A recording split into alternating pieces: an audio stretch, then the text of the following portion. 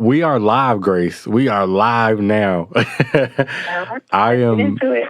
I am really excited to have you on today. To all my listeners, I have the wonderful, amazing Grace Glass here today. I've been wanting to get her on the show for a long time. I can't believe it took this long, Grace, right? You should have been like No.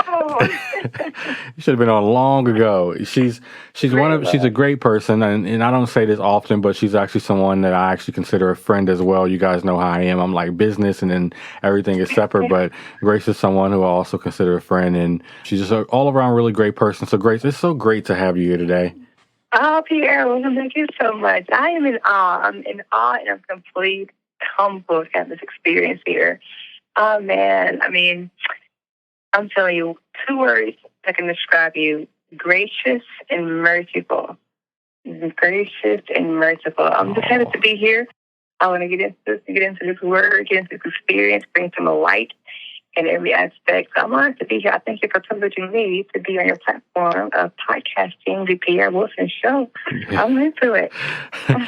Grace, as always, you have the kindest words, and I mean, if my audience doesn't feel it already, you guys will feel it throughout the show. It's just a warmth that comes from Grace all the time. Whenever you speak to her, you just immediately just calm down and you just relax and you just say, all right, let me hear what Grace has to say. She's full of wisdom. So you guys are going to enjoy a piece of what I get to experience daily. Grace is actually a regional director for Blexit. Again, for those of you guys who don't know, she's one of our longest serving not only leaders, but just members and advocates for the Blexit mission and cause. And, we're just excited to have her here. So Grace, you're right. Let's get into it. Let's rock and roll, as I like to say. Today's episode, we're going to talk about sexism. We're going to talk about feminism. We're going to talk about racism.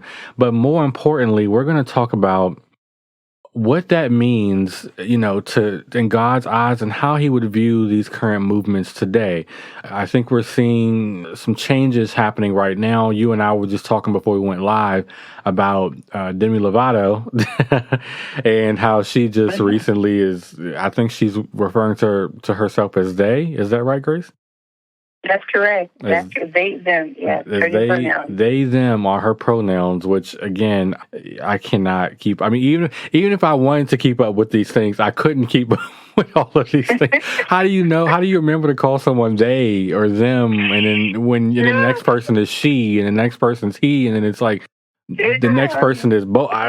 How do you keep up, Grace? I mean, how do you even keep up, Grace, with this kind of changing world? And it's so confusing. What they should do is start wearing name tags. Those want to be called by these special pronouns, and to not be offended by those who just see you as a male or a female. Wear a name tag. That would be my greatest advice. Wear a name tag. Get a little necklace made, maybe a custom-made necklace, and say what you want to be called. But now it's just like everything. Everyone's on edge. Everyone's extremely sensitive. And they want to be, so particular about what they're called by. Listen, you like a beautiful woman to me. I call you lady or woman or he or she. And it's but it's really affecting our children and our greetings today. No, Grace, I'm telling you now, the name tag thing, you're right. I think they need to get name tags. So I think that's hilarious too. But they would probably be offended that you said that, because you are supposed to just know, Grace. You are not supposed to forget. You're supposed to know. You are always supposed to know who they are at all times, and you need to make sure that you never forget it. And if you do, you're a horrible person and a horrible human being. Oh, God. Oh, God. So throw me in jail. Just put me in jail. You're not fine. I'll pay the price. They're going to cancel Grace, guys. They're going to cancel. But no, just to, in all seriousness, though, I think this is such an important, these 3 things, the isms, as I like to call them, this is such an important topic of discussion because it's starting to impact our children as well. But let's kind of start with one and we'll move into the other. I actually think we should start with feminism. For those who don't understand, which if you don't know what feminism is, you're kind of probably living under a rock at this point, because the left and Hollywood and everyone has been talking about feminism. I obviously have my opinion on it, but I'm not the guest here on the show right now, so I want to talk to you, Grace, a little bit about what you feel about feminism, and then we can transition a little bit into how you think that equates to the Word of God. How does that impact the Word of God, or how does the Word of God impact feminism, I should say? Yeah, definitely. I first want to start with Genesis chapter 1, verse 27. And I have my New King James Version Bible here, so I'm going to read it to you. Verse 27 says, "So God created man in his own image, as in the image of God."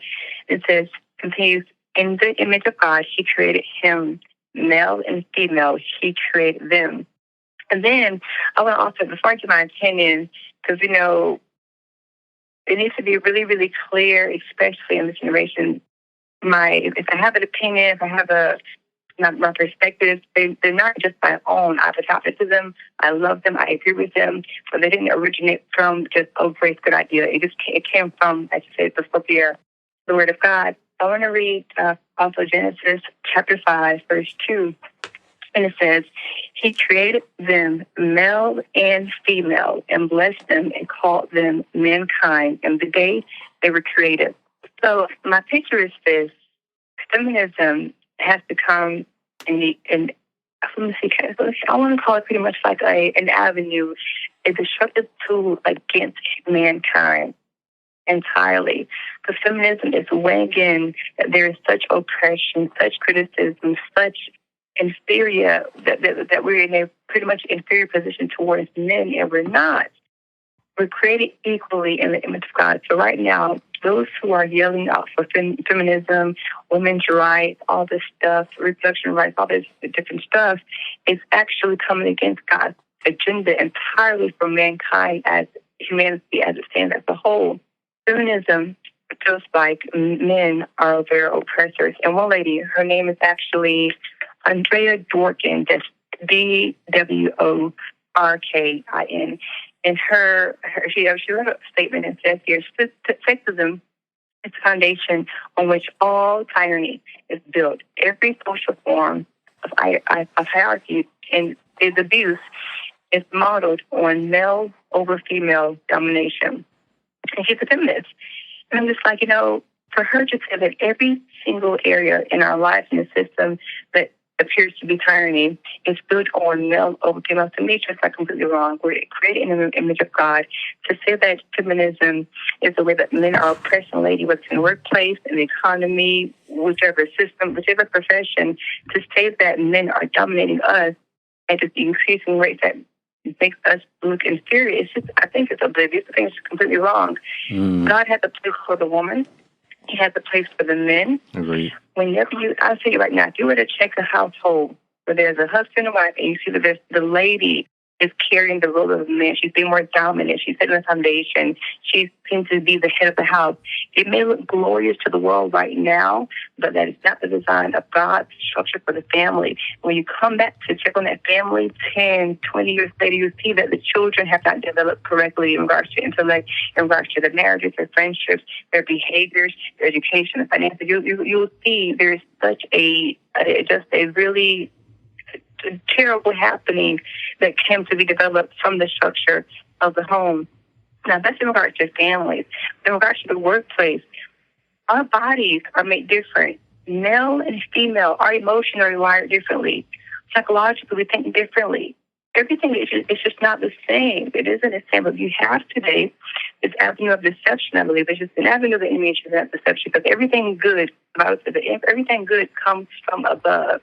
So God's structure for the men, physically, emotionally, psychologically, everything, He has a reason for it. Women, same thing. Right now, we see these women who have these large crowds of the marches. People have built entire careers, made millions pushing this feminism movement, and it has been degrading to the younger generation of women. It's degrading to men, and it's degrading to our future. You have men who feel like, oh, I can't do my job as a man. I'm to provide, I'm to protect, I'm to secure my family. I'm being called a loser, a weak link, because I can't do I can't do what I'm supposed to do in my life, in my family. But you have these ladies who want to see themselves as equal to me. We are not equal to men. I don't care how glorious it looks. I don't care how many tweets, retweets, picture, likes, whatever. Feminism is not effective, and it's going to destroy families continuously if there's not a real light shed on that. A light not just with our ideas and our knowledge and history, but a light that shows that it's God's system for the man to be the head God's system for the woman to play her role. Not that she is inferior to a man in any aspect, but that he has roles and places for them. And as everyone does their role correctly, we'll see the fruit of that in America and beyond. And in every part of life, we'll see the fruit of that. Our children, our economy, our nation, just things begin to actually function as they were supposed to if each person does. You know, the role correctly. Feminism it's a disease. It's a rare disease. And I want to get started in America. You see it trickling happening in different nations, but it started in America. It's really heavy. And in African nations, it's heavy. Cameroon. I'm a young lady. She's 17 years old, and she is on a platform with ladies from around the world. This young girl, she's 17, but she's influential. She's in Cameroon, and she serves her. We talk often, and she's a feminist. She's a feminist, strong, very strong-minded young girl. But it didn't start in Africa, in Cameroon. That stuff trickled down from America to these different nations. Whatever happens here, a few years later, this is going to happen in Britain, in Nigeria. This happens throughout. But it's strong, and it's a disease that's spreading. It's a disease that's really spreading. Yeah. So I think it's a lot. That's a take. Yeah. No, and you this is, y'all, I could give Grace that whole show and just let her just have I can just not even be here, honestly. She's spitting so much. I don't think I'm needed, Grace. I knew you, I knew you were going to come on and you were just really going to give it to the listeners in a way that I think it needs to be delivered, right? You know, I think you're hitting on some really important points. And one thing that I wrote down was when you were speaking about the simple fact that God created man and woman for, specific, obviously with specific things in mind that are different from one another. Also, you kind of touched a little bit on how it's important, to have a two-parent household. I have liberals who also listen to this show as well. And, I try to be very fair. Everyone knows I'm conservative, but I also try to be fair and I try to call out both sides. But I want to read this quote because this is from former President Obama, which, I think actually is one of the moments where you hit the nail on the head. And I think for my liberals who are listening, again, this is someone that you guys, many of you guys see as a fantastic president and person and all of that for the country. This is his words. His words. He said, "Of all the rocks upon which we build our lives, we are reminded today that family is the most important, and we are called to recognize and honor how critical every father is to that foundation. But if we are honest with ourselves, we'll admit that too many fathers also are missing from too many lives and too many homes. You and I know how true this is in the African American community. We know that more than half of all Black children live in single-parent households, a number that has doubled since we were children, and the foundations of our community are weaker because of it." Okay, that was a direct quote from Barack Obama, basically saying that having a single family household makes us weaker. Another quote was, "What makes you a man is not the ability to have a child, it's the courage to raise one." This is the liberal hero, right? The one that they lift up, as their hero and their person, their God. They love Obama. He is saying, which is interesting because I feel like he also advocated for policies that kind of went against this, right? But we'll get into that another day. But he is saying, even through these quotes, that a two-parent household is better than one. So I want my listeners to know this isn't just a conservative talking point or something that Grace is saying or I'm saying. This is just the reality across the board for anyone who is actually also looking at the stats in addition to what God has already laid out for us. A two-parent household is better, which kind of goes against feminism. Am I right? Oh, very much so. Very much so. Because feminism, they run on this platform of independency. We don't need a man. We can do it by ourselves. You can do it, sure. You're determined, and then you're running off this emotion of rage. So you can do a lot when you're running off of an emotion of rage. People kill people when they're upset. So you can do a lot when you're enraged or have this attitude or this kind of audacity that I got to prove it to these people. You can do it, but you don't have to do it that way. And it's a struggle. Great. Even if you have all the money and quote unquote the time. Still, the qualities your son or daughter may need from from his father, you, as bad as you want to, you cannot give it to them. They need a man in their life. Like a child needs a mother, a child also needs a father or a male figure. I even had an idea so many years ago. There's so many programs governmental programs for women, for women. And I was thinking, there needs to be some kind of adoption agency where, it's full of strong men, strong, level-headed, pure men, not men who have a good agenda, but men who just want families to be taken care of. Men who are responsible, maybe they're financially fed or just retired or they have a lot of time to offer. Adopt a family. Connect with a single mother who has children. Maybe the father is deceased or incarcerated. Get with the family, get with the mother, and see how you can be a help to them anyway. Not so much as financially, even all the time, but sports. If there's sports involved, if the child needs help, somehow give services to that family. You don't have to get with the mom or anything, nothing hanky-panky or whatnot, but just what can you do to just make sure that a male presence, an active male presence, is in that family. Now, if you and the mom happy that you hit it off, so be it. Go ahead and get married, do your thing, but just an organization full of men and women, but the objective would be to adopt a family. You don't have to spend buku money, but just to pay your presence, just to spend time, get in if there's discourse in the family, bring your advice, bring your peace, bring structure, maybe because you were successful or you never even had a family or you experienced that kind of pattern, you just want to help. But some kind of organization that service to that kind of need, because we need it. Yeah, I think again, the women can do it. You can do it by yourself. I mean, you can do it, but you don't have to. And then life wasn't designed by the creator of the universe to live life like that. Yeah. But it's become a norm, especially like Obama mentioned in his quote. In these communities, in these minority communities, that's become a foundation.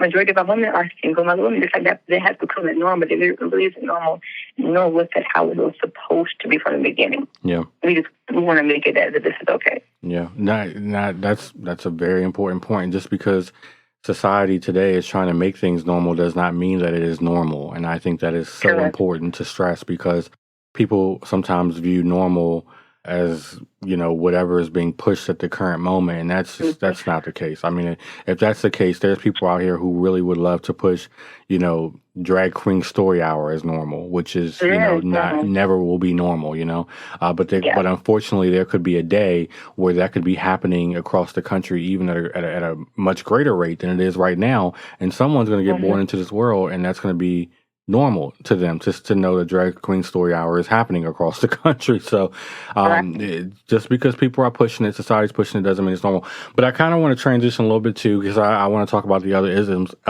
as well. So sexism, that's also something that has been pushed. You obviously have the Me Too movement. What do you feel, Grace? Do you feel like sexism is a really big issue happening across the country right now? How do you feel about the Me Too movement? And more importantly, again, what do you think is the Christian view towards sexism? And I know that was kind of a loaded question, so take your time. All right.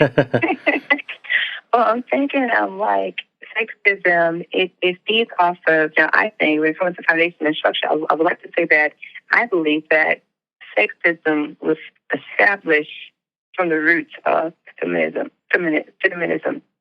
That's what I want to clarify that for sure. First, but sexism becomes this nationwide parade also. And again, when it comes back to this, when I look at the Bible and look at the stance as a believer of faith, not just anything but the Christian faith of God, like God made us equally. When I say equally, I don't mean in regards to intellect or financially, equally as in we can see, we have our senses. He gave us all passions, desires. He gave us all different levels of graces. So I'm like, if I'm a woman, here's a man. We have different genders, of course. Those genders we didn't choose. We didn't choose it. The environment I was born into, no one choose the environment I was born into. As in like God, my creator. I'm like, when it comes to sexism, I look at it like this. What I'm born to do as a female, let me just do it. Let me just follow this calling upon my life to do it. The Bible says that it's in Ephesians chapter 4, verse 7. And it speaks that He has given us grace, that God has given everybody a different level, a different measure of grace to do something great. in this life. So sexism, I see it as another avenue of division, just as feminism is an avenue of division. Because really, the Lord knew that men are to be the head of the family. That's just concrete. The men are to be the head, the women support, help, give guidance, and so forth. Not just in marriages, but just in society, according to God's design. Now, we have to think about it from God's perspective. From the beginning of time, Jesus said, I saw Satan fall like lightning, and he fell to the earth. Once God created Adam and Eve in the Garden of Eden, it was Eve, a woman, who brought forth the fruit to her husband, a male, and they both knew not to eat of this fruit. Got it. She took the fruit, ate of it, gave it to her husband. He also ate. And then from there, sin entered. We completely, as humanity, we fell as humanity. When it comes to sexism, the devil still wants that, the enemy, I call him the enemy, the devil, whoever takes me, whoever I call him, he still wants to keep that thing divided, because really, once Adam and Eve ate the fruit, God came to them, asked them, why are you hiding? Who told you were naked? And he asked them, why'd you hide yourself? They said, we were naked. He said, who told you were naked? So they went to hiding themselves. They were separating themselves, male and female together, separating themselves from God. And he said to them, who told you were naked? And he told, there was a serpent and they ate the fruit. And he began to give each of them curses. He gave men curses. He gave the woman curses. He gave the serpent curses. He gave everybody curses. Yeah. And today, we now see Jesus Christ. Jesus Christ came to reconcile us back to God. But here it is, the enemy using the avenue of sexism, still trying to keep the divide between male and female wide, and still wanting to keep the division between humanity and God wide. So if he can use any avenue, especially genders, marriages, partnerships between male and female, divided in any way, he does that. He would do that. So us as believers, and just as believers and those who just are aware about how the enemy works, we have to remember that my fight isn't against a man. I'm a woman. I'm just a woman. My fight isn't against a man, and a man's fight shouldn't be against me because I'm a female, and he's a male. We have to remember that there is a bigger enemy out there who doesn't want to see either of us succeed in the plans of God for our lives, for humanity, for our generation. There is an enemy that we cannot so much see with our physical eyes who doesn't want us to live in peace and harmony with each other. So that can come through the avenue of politics, through economics, through nations. It can come through any way. He's happy. So we just have to recognize that the enemy who wants to really see us divided as just humanity, as just humans, and wants to bring, such division, it isn't because of you. The Bible says that we don't wrestle against flesh and blood. Okay, we don't wrestle against flesh and blood. He didn't ask to be a man, how to act to be a woman. We're not going to wrestle against flesh and blood. The Bible says that our enemy is the one who is the prince of powers, darkness. That's our enemy. That's our true enemy. So I think as believers, we have to continue to look at the bigger picture of who is causing this division, who's causing it. And I know many who are pushing the sexism agenda, they don't see it. Many of them don't have spiritual lives to really hear this kind of teaching or to just understand anything to this great of a depth. But the more we speak about it, the more they can know about it. But the more it takes the same message like I'm giving now to just continue to be shared, talk about the conversations to come forth. Like, listen, this isn't God's will for your life. Like, this isn't how it should be. Yeah. They'll complain, the numbers say this here, the data, the statistics, the oppression. He said this. It is like, wait a minute, okay. Let's see if it's true or not. If it's just a fib, let's do what needs to be done. But that's a lot of it. Like me too. People are coming out. Ladies are lying. Ladies are lying on some of these men. Yeah. And it's like, wait a minute, ladies. What's our real agenda? And they don't even. Some of them, they themselves don't even know which agenda is which now. Because there's so many different agendas. You have, Israel, the Palestinian crew. You have people just colliding with their single. It's identity politics. Yeah. Identity politics. And they've been partnering, they've been combining different ideologies, trying to make it a force for one.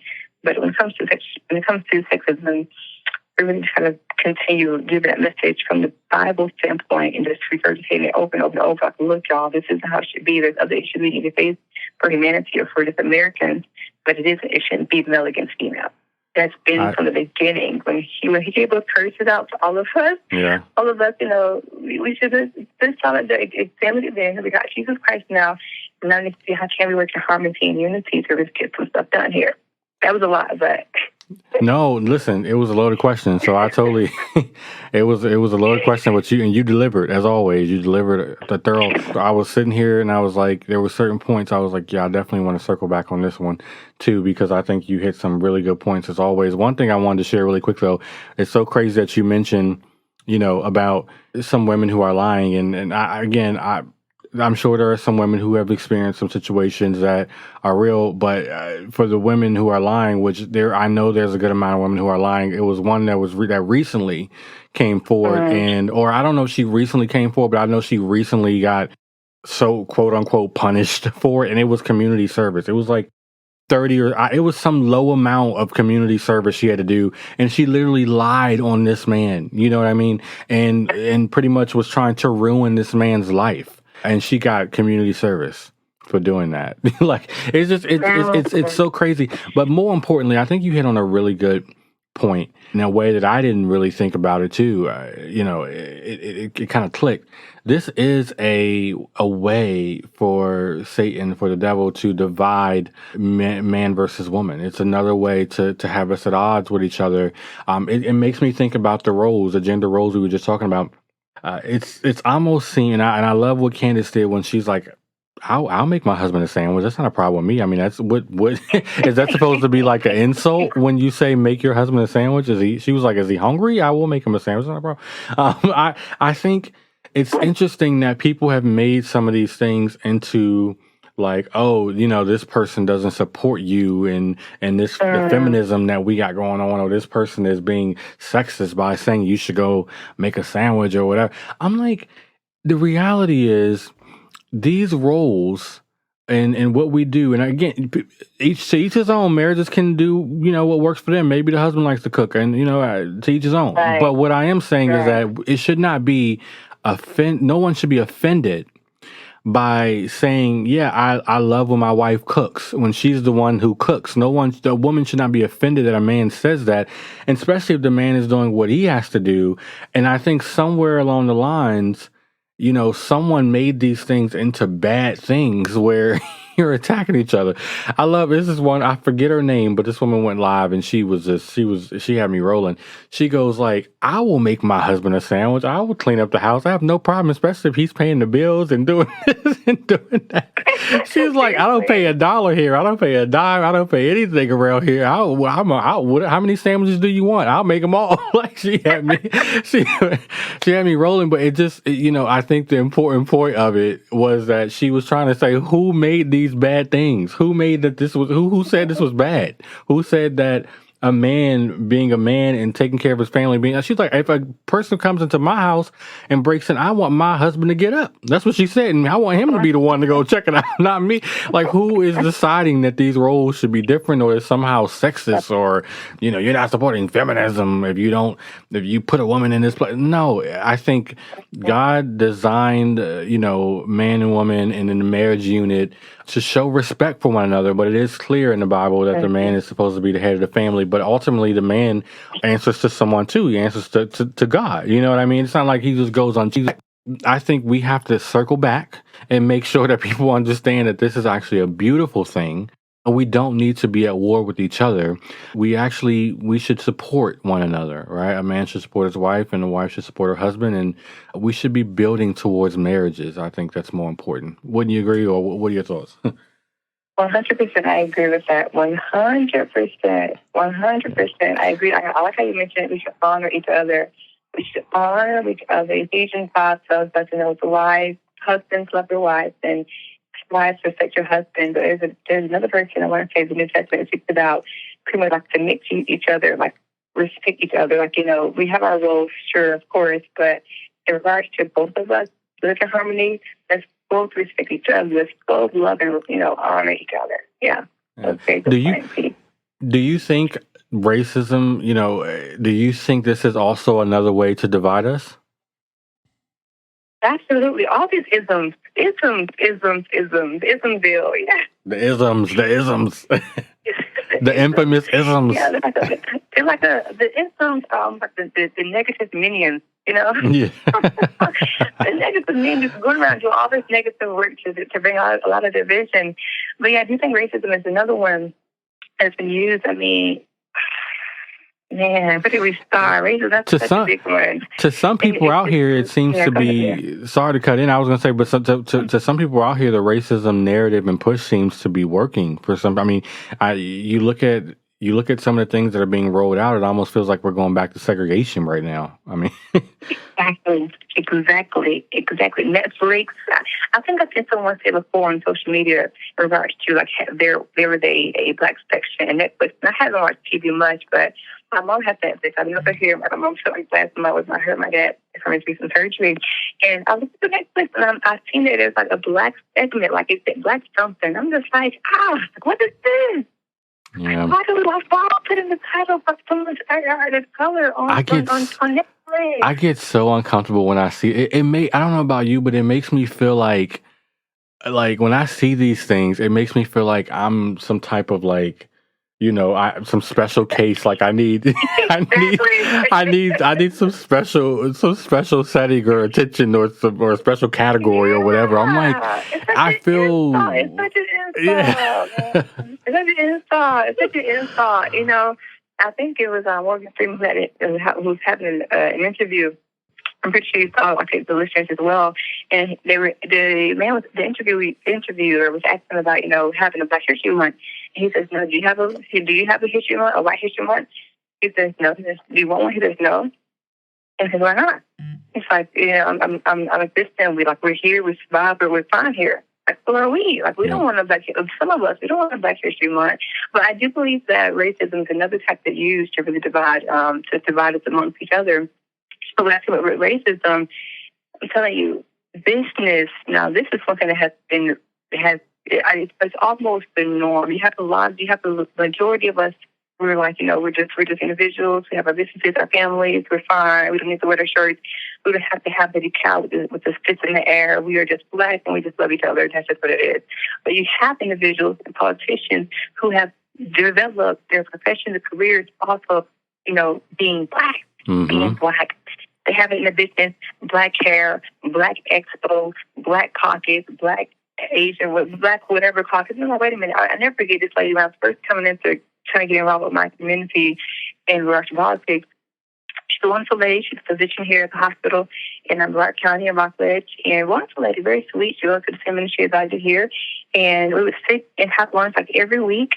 Very educated and very bright lady. Beautiful. She has a nice Benz, so that's another one of my inspirations to kind of, get on her wing a little bit. But she sent me a text message, and there was a link. And the link was to a Black caucus. It was like Black caucus, young professionals or something. I was there a little bit. And when I went I didn't have any intention of doing the application to become a part of this movement or this organization, but I wanted to just kind of see what were their requirements. And one of their requirements was you literally had to be Black, or if you were mixed with any kind of nationality, one of them had to be African American. I was like, are you serious? Whoa. Like, if I wanted to kind of invest in learn from this kind of group of people, I have to be Black, and I told her I can't do it. Like, so I called her up, and it was like, I don't want to be a part of anything that literally says boldly in the requirements and applications that you literally have to be Black or have to be of African descent or have to have some kind of African DNA in you to be a part of this group of people. I said, that's segregation. I said, I don't want to do with that. And then from that moment on, we have not had any dinner, any lunch meetings. We speak cordially, very contrary as well, but we have not sat and talked about anything political, anything from that point on. I'm like, wow. I can't do that. Some people... I can't be a part of that. It's segregation, and people parade that and like it. It's like, how? My thing is with that, racism, I get some people do have sincere hearts. They're just blinded into a little ignorant to the situation at hand, the real situation at hand, how it's being used. But some of them have good hearts, and they really want to bring a solution to some of the scenarios, the situation they've seen. But whenever the solution makes another race feel inferior, boom. that's where I'm like, I'm out of there. Like, no. You don't solve racism. If you think racism is an issue, you don't solve racism by being racist. You know what I mean? Correct. Like that's not how you solve it. And then more importantly, I think you're hitting on some really good points. Skin color is not your God, and that is what I feel like some people are treating it like. They're treating it as if it's their God. Like everything has to be done through their skin color, black this, black that. And I'm sitting here like, are you worshiping, Christ who tells you to, love your neighbor, love your brother and sister, or are you worshiping your skin color? When you're saying I'm only going to support black this or black that, what if Christ sends your blessing through a white person? Like, are you going to ignore now that white person because you're too busy, dealing with black this, black that? Like it's segregation. It is racism. And if you can do something, but you would get mad at another race for doing that very same thing, chances are it's probably racist, or you're probably being racist towards those people. Like, you cannot sit here and say like, oh, black power, black this, black that. But if a white person gets up and does the same thing, it's like, wait, you know what I mean? It's hypocritical. It's really hypocritical. It's hypocritical. But it feels like right now in this day and age, it feels like it's revenge. So that's why it feels like it's social justice. They feel like, oh, what you did to my ancestors, not even 400 years ago, but just to my people in the 30s, my people in the 20s, or the 1800s, or the 80s, like what you did to us, this is the payback. But they feel like white people, you can't do that because you've done it so long to my people, so you can't do that. So if I say black power, that's why you see a lot of white guilt. You see white supporting you. Like, go ahead, all Black Lives Matter. You see them supporting that because they feel guilty and they feel like, oh, they're right. My people do what they should be living in kind of guilt of that sort at all.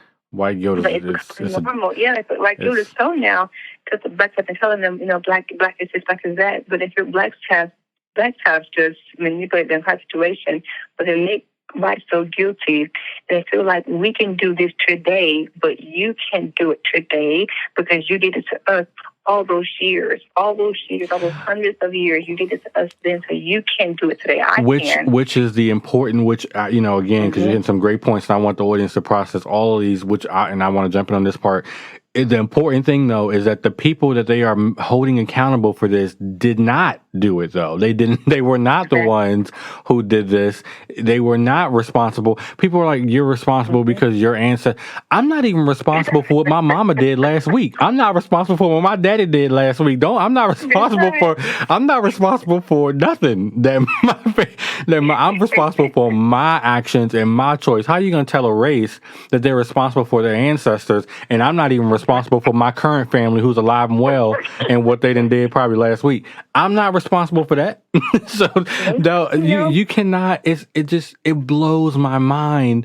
And we could obviously talk about this forever, but I got to move us forward for time's sake. But but one of the things I also wanted you to touch on is how do we move forward with all of these isms? And right now, for some conservatives, and I hear this a lot, it feels like, that not only does it feel like for some of them that we are becoming the minority, but that our voices are being drowned out, that we are losing the culture war, that the Hollywood elites and everybody they're taking over, that what we're saying is now being considered radical. Like an example would be, I want to say it's the USA Today. I can't remember for sure. So if it's not the USA Today, I apologize. But I'm pretty sure it was a very high profile outlet that posted a story about, it was a case to suspend a basketball coach, an NCAA basketball coach, because he prayed with his team before the game on the floor. And literally, you guys can research this. It was a case to suspend him, this person who wrote this article. And I said, it's not even the person who wrote the article. I don't think people realize how much goes into something like that getting posted. It has to be approved. It has to be approved to be posted. Years ago, something like that would have never got approved to be posted because there were way too many Christians, way too many Christ followers in this country. It would have been an uproar. Now, Now you have people spitting out all kinds of things against against anybody who's a Christ follower. They're removing God from any and everything. Nobody's fighting back the way that they used to. At least not enough people, it seems, are fighting back the way it was before. A recent survey just came out that talked about, I think, more than half of adults don't either attend church or don't believe in God now. And I mean, what do we do, Grace? Because it feels like to some Christians, and I look at it like this as a Christ follower, we're going to win in the end. But for those who are trying to find themselves, right, how do they maneuver in a world where it feels like this is the minority side? Demonstration. I listened carefully as you spoke this now, and I knew the word immediately. You said something in regards to conservative say. And that word say, S-A-Y, that stood out. We've talked too much. We've been talking too much, and we've been doing less. We have the platform, we have the people, we have the connections, the networks, the resources, we have the passion, we have the materials. But as the body of Christ, as conservatives, we haven't done much. Many of us aren't running for office. Many of us are out there protesting or boycotting, what you could really be boycotting, different abortion clinics, making our voices really known. Almost like, I don't say get radical, but then again, whenever you look at the New Testament and Jesus was teaching, he taught, he had followers. He taught, he had followers. So his followers were going, as he continued to teach, he followed, he fed them. And then him, and also I want to say Peter and Paul as well, whenever there was a miracle that happened, whether it was a casting out of a demon or healing of a lady or of something of a great wonder, that demonstration, when Peter and Paul saw a man at the gate called Beautiful, the man looked at them and asked for some money. And they looked back at the man and said, look, we don't have any silver or gold, but listen, in the name of Jesus Christ, get up and walk. They got up. He got up to begin to jump for joy. And from that moment when that man jumped up for joy and began to walk, people believed. And more people were converted. They were open to hear the message of Christ. They were open to hear what Paul and Peter were saying to them in the New Testament. So for me to say, I would say it's the demonstration, the lack of demonstration that's missing. Like I said, we have the platforms, we have the followers. We're golden right now in regards to what we are as in knowledge, the people, but we haven't been out really doing nothing with it. Not to where it's like, we can please our followers, different quotes and everything, little videos, little cute videos, whatever, some hot topics and everything. But when it comes to kingdom work, whether it's, evangelizing or just being out in the streets, doing something that we're not comfortable with doing, I'm pretty sure Paul and Peter, when they saw this man crippled, his name was crippled for decades, and all they had to offer him was, listen, we had nothing to give you. Even if we did, we're not giving it to you because we know what you really need. What you really need is to get and walk. What you really need is to really experience that power. And that's what today's generation, as the body of Christ and Christ followers, that's what we're not doing. And what we're not doing is what the world is missing. And it falls back on us. We have all this knowledge. You can be right. Even I'm speaking to you and the listeners, but I'm even attesting to me. Like right now, I have in my agenda. I wrote it last week that there was different apartment complexes I wanted to hit in my city to evangelize to, and I was thinking of a strategy to use that I had used some years ago, but didn't go out. I'm busy. I had a nonprofit. I didn't register, but it's just an idea of the Jesus Project, and I had been developing that for a couple of years. But once I got busy and everything, I didn't evangelize for a while. But the one time I went to go, I went many times, but the one particular time I went to go out, I seen a young lady. The young lady, she was about maybe her early 20s, and she saw me. She said, "Grace?" I said, "Yeah." Like, "Cassidy?" And she was my old high school friend. And me, I physically did not want to go out. I already went out earlier that day to go evangelize, and I wasn't going to go out that evening. I went out that evening. I met her, and she had just gave her life to Christ like a week before. And she was looking for someone to kind of partner with, to just get more, to learn more about him. And I'm telling you, that was just me. No one told me to go out there. It wasn't a church event. It was just me doing what I knew needed to be done. So I think that overall, the lack of demonstration, the lack of really being active has been missed. We don't need a crowd of people. We don't need to part people. We don't need to video record everything. It's good to video. It is good to record it, not for our own popularity or fame, but for the glory of God and to inspire other believers to get really spread that active message, yep. and to get unashamed with what we believe in. Again, we have our platforms. We have people watching us already. We have people almost like waiting on our, people are ready for. It's like we're in a race, not a race against each other, but we're like, on your mark, get set, go.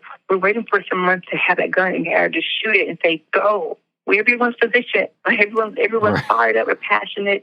We have a reason to be passionate, but like our actions, our movements to really get on the ground, like running, like hitting it for real, is so slow. And it's like, what's delaying us? Like, what's stopping us? I think that's what's really hindering our growth and really seeing, Christ glorified, to see all these isms. These isms could come to nothing. If we really rise up, these isms can come to nothing. And it can be instant. It's like it's based on our speed. How quickly, how concerned are we really with seeing God's agenda on the earth? And it's almost like we take it lightly. And I'm not speaking to just one person, but I'm talking to myself as I'm saying this, but it's almost if we take it lightly, like, oh, it's for someone else, or I can't do it, and you're fully qualified. You're more than qualified to do what God has called you and all of us to do. Get out there. When Jesus Christ when Jesus Christ was in the synagogue, this is in Luke chapter 4, when Jesus Christ, when he went in the synagogue, he read his calling out loud in the hearing of those who were there, and he said to them, I'm going to read it. And he was reading his own calling about himself. He told them boldly. So it says, I'm reading it from the actual, let me read it from where I'm going to read it from where he read it. That's Luke chapter 4. And this is my true belief of why we're not really making any real progression. Again, we have the platforms, we have the convention center, we have it all. I mean, we win it right now. We know we win it. We're the majority. We know we win it. Like you said before, Pierre, we know we win it. We know we win in the end. Yep. And I think that kind of mentality is also making us feel like, oh, we got it. We don't have to do. I mean, we're going to win anyway. But why labor? Why sacrifice? Why have these conversations? Why sweat? Why really work if I know I'm going to win? And I think that's what's really hurting us. That's what's frustrating us as individuals. Collectively, that kind of frustrates us because we want to see His will, but when it comes to actually doing it, we're kind of slow to move. But Jesus is here in the synagogue. This is chapter 4, verses 18, and He says, let me read 17, where he says, and he was handed the book of the prophet Isaiah. And when he had opened the book, he found the place where it was written, the Spirit of the Lord is upon me, because He has anointed me to preach the gospel to the poor. He has sent me, Jesus, to heal the brokenhearted, which is all of us now. We can heal. All of us can heal the brokenhearted. Continuing, to proclaim liberty to the captives and the recovery of sight to the blind, to set at liberty those who are oppressed, to proclaim the acceptable year of the Lord. Verse 20 says, then he closed the book and gave it back to the attendant and sat down.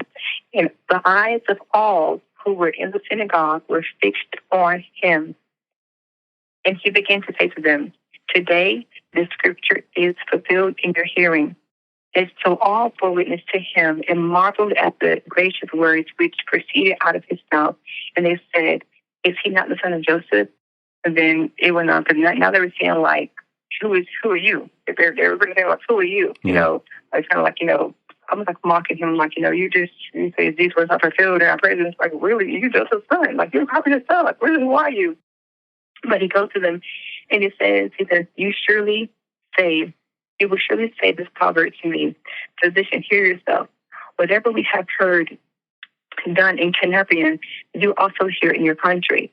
Then Jesus, he said, surely I say to you, no prophet is accepted in his own country. But I tell you truly, many widows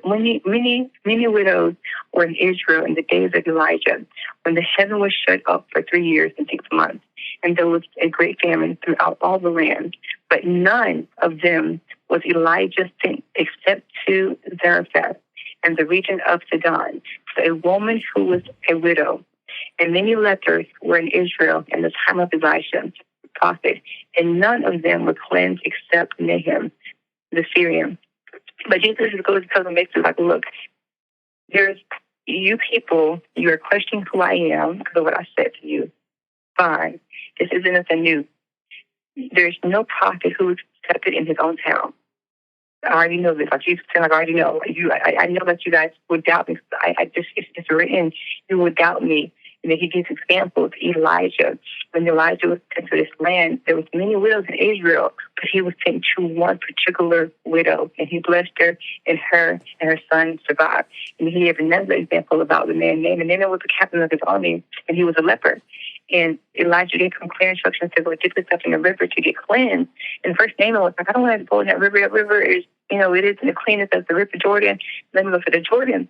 And they were like, listen, if you really want to be cleansed, listen to this prophet, go to that water, dip yourself, and you experience skin as new as a baby.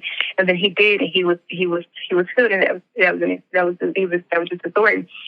But Jesus was giving examples of what had happened that made people believe, that changed nations. It was a demonstration of miracles, demonstrations of just his calling. Amen. And that's what the body of Christ and his believers, even conservatives, they're powerhouses. I mean, we're powerhouses. I mean, we have it in us. Yeah. Yeah. We have it in us. Yeah. Yeah.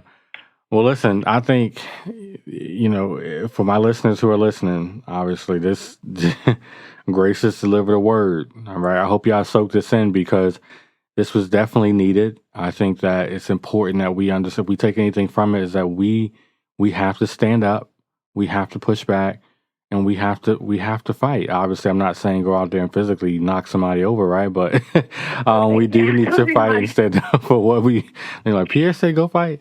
No, so we have to stand up for what we believe in, and we have it. Like Grace said, we're powerhouses. We have it in us. We have the ability to get it done. But it's important that we actually go and do the work too, and not just speak about it, talk about it. Use our platforms, but to make sure that we also get out there. Grace, it's been a pleasure. Thank you so much for coming on today. It's been my joy, Pierre. It's been my great joy. Listeners, God bless you all. Thank you so much, Pierre. Guys, we will be back again, obviously, with a new episode next week. But listen to this. Share this episode with a friend. Share with a family member. This is one that they will not want to miss. Until next time, take care. Thank you, Grace.